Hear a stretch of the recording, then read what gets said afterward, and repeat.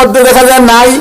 হাদিসের মধ্যে এরকম আসছে কিয়ামতের ময়দানে, কিয়ামতের আগে এরকম হবে, বান্দা সকালে মুমিন থাকবে, সন্ধ্যায় কাফির। বান্দা সন্ধ্যায় মুমিন থাকবে, সকালে কাফির হয়ে যাবে। ঈমান ঠিকানো বড় দায় হয়ে গেছে। ঈমানের মধ্যে বর্তমানে বড় আঘাত হচ্ছে।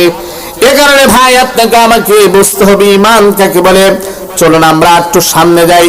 তাসদীকুন নবী সাল্লাল্লাহু আলাইহি ওয়াসাল্লাম বিজামি মা জাবিহি নবী সাল্লাল্লাহু আলাইহি ওয়াসাল্লাম। এরপরে সংজ্ঞার মধ্যে বলেন ইআতিমাদান আলান নবী, রাসূলের প্রতি আস্থাশীল হয়ে বিশ্বাস করতে হবে। কোরআন এবং হাদিস আমরা বিশ্বাস করব, রাসূলের প্রতি আস্থাশীল হয়ে। আস্থাশীলের ব্যাখ্যা কি? আস্থাশীলের ব্যাখ্যা হচ্ছে, প্যারা হাজরিন, রাসূলের প্রতি আস্থাশীলের ব্যাখ্যা একটা এক্সাম্পলের মাধ্যমে আমরা বুঝি।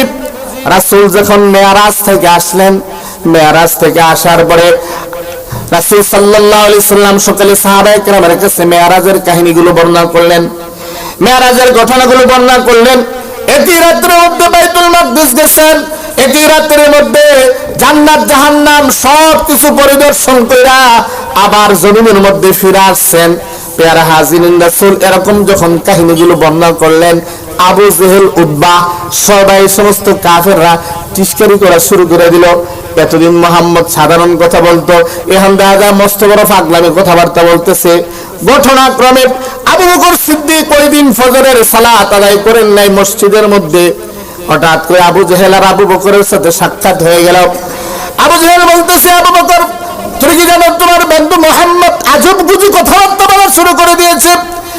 আবু বকর সিদ্দিক রাদিয়াল্লাহু তাআলা জিজ্ঞেস করলেন, কি কথা?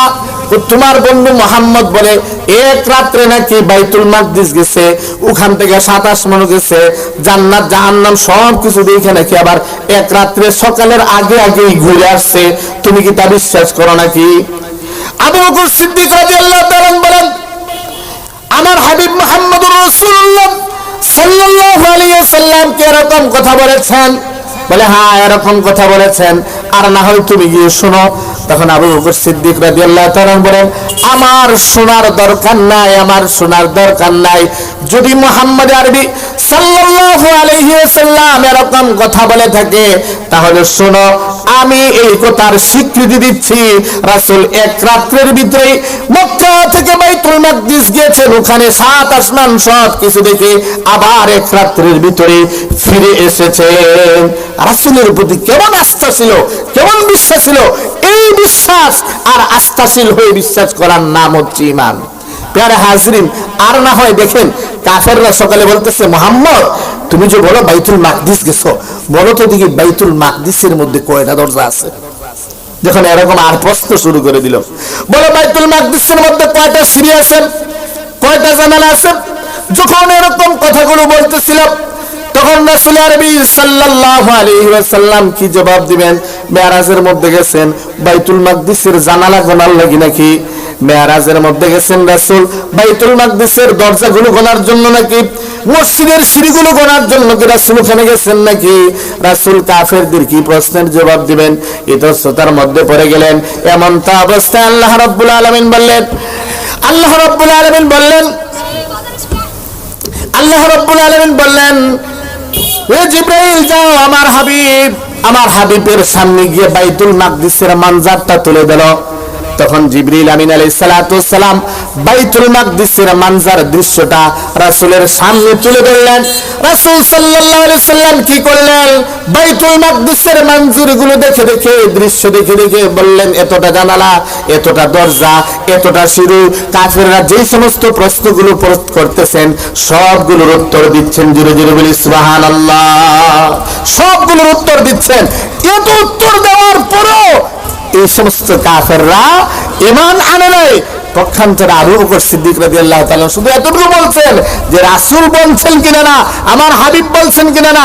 যদি আমার হাবিব বলে থাকে তাহলে আমার বিশ্বাস, আমার ইয়াকিন, আমার বিশ্বাস শুনে রাখো, আমার ইয়াকিন আর আমার ঈমান হচ্ছে রাসূল এক রাতের ভিতরে বাইতুল মাকদিস গেছেন। বাইতুল মাকদিস থেকে 7 আসমান 7 জমিন সব কিছু পরিদর্শন করে, জান্নাত জাহান্নাম সব কিছু পরিদর্শন করে একই রাতের ভিতরে আবার ঘুরে এসেছেন। এটা আমার বিশ্বাস। এই এর নাম হচ্ছে ইতিমাদ।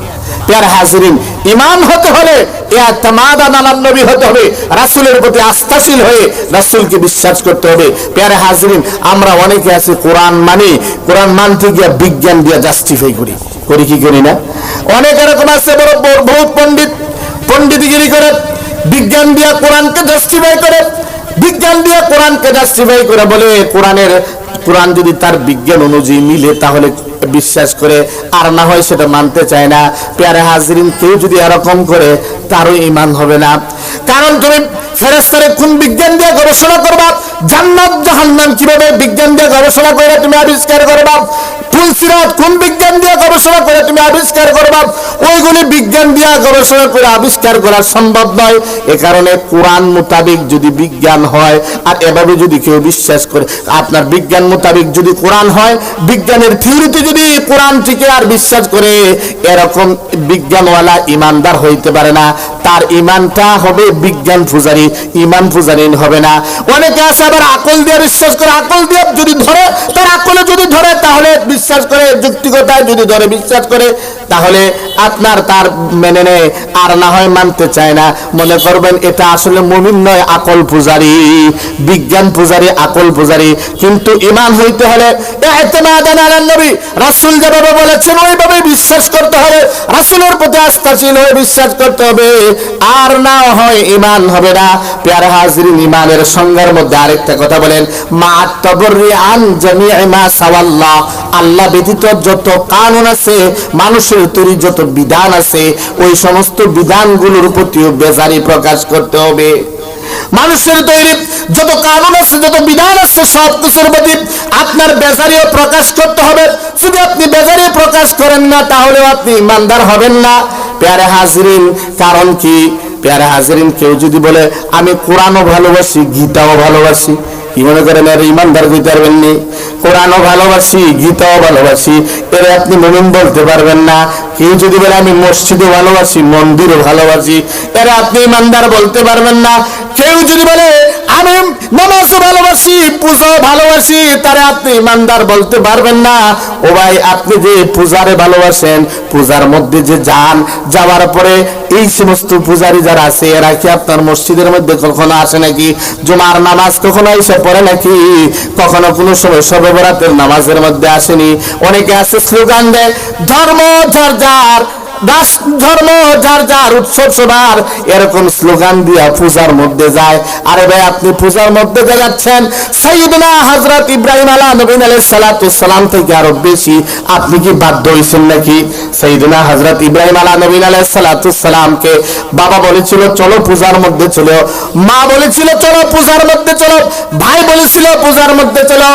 ইব্রাহিম আলাইহিস সালাম বলেছিলেন ইন্নী সাকিম, আমি বেমারি, আমি অসুস্থ, আমি যাব না। তুমি কি ইব্রাহিম পয়গম্বরের থেকে বাধ্য হইছো নাকি? ইব্রাহিমের সন্তান যারা হবে, ইব্রাহিম পয়গম্বরের সন্তান যারা হবে, তারা কখনো মূর্তির পূজার মধ্যে যাইতে পারে না। ঠিক কিনা ভাইরা আমার? এ কারণে ঈমানের সংজ্ঞার মধ্যে বলা হয় আল্লাহ ব্যতীত মানুষের তৈরি যত কানুন আছে, যত কিছু আছে, সব কিছুর প্রতি বেজারি প্রকাশ করতে হবে। ইব্রাহিম আলাইহিস সালামের মতো ইব্রাহিম কি বলেছিলেন? যে ইব্রাহিম সালাম বলেছিলেন ইন্নী বারিউম মিম্মা তুশরিকুন, তোমরা যে সমস্ত জিনিসের পূজা করো ওই সমস্ত জিনিস থেকে আমি বেজার।